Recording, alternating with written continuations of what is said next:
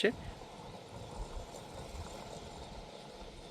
इथं ते सेकंड चालू राहते वरती. हो 10 सेकंदचाच गॅस. बस 10 सेकंदचा केला की इथं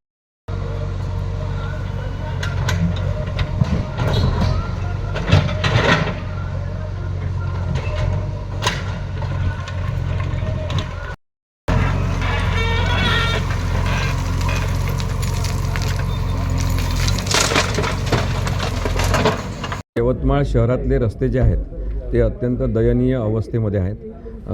रस्ते खड्डेमय झालेले आहेत, धूळग्रस्त झालेले आहेत आणि शहरामध्ये सामाजिक स्वास्थ्याचे अनेक मुद्दे त्याच्यामुळे तयार झालेले आहेत. रस्त्यांवरून जाणाऱ्या प्रत्येक लोकांना खाचखळग्यातून जावं लागते त्यांच्या गाड्यांसकट.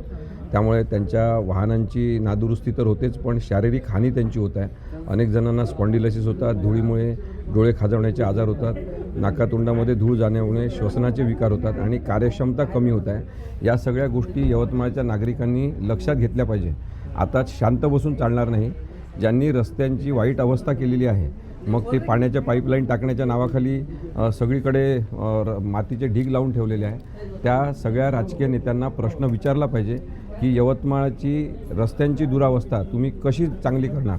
कारण की आता पावसाळा जवळ येत आहे. पावसाळा जवळ आल्यावर हे जे सगळे रस्ते आहेत ते चिखलमय होणार आहेत, अनेक लोकांचे अपघात होणार आहेत.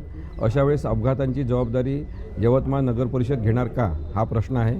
त्यामुळे नगर परिषद यवतमाळ, मुख्याधिकारी नगर परिषद यवतमाळ आणि आपल्या जिल्ह्याचे पालकमंत्री यांना कायदेशीर नोटीस पाठवण्यात आलेल्या आहे. 7 दिवसात उत्तर द्या अशी मागणी करण्यात आलेली आहे. जर त्यांनी योग्य समर्पक उत्तर दिलं नाही तर उच्च न्यायालयामध्ये जनहित याचिका दाखल करण्यात येईल आणि यवतमाळातले रस्ते चांगले झालेच पाहिजे या मागणीचा पाठपुरावा करण्यात येईल.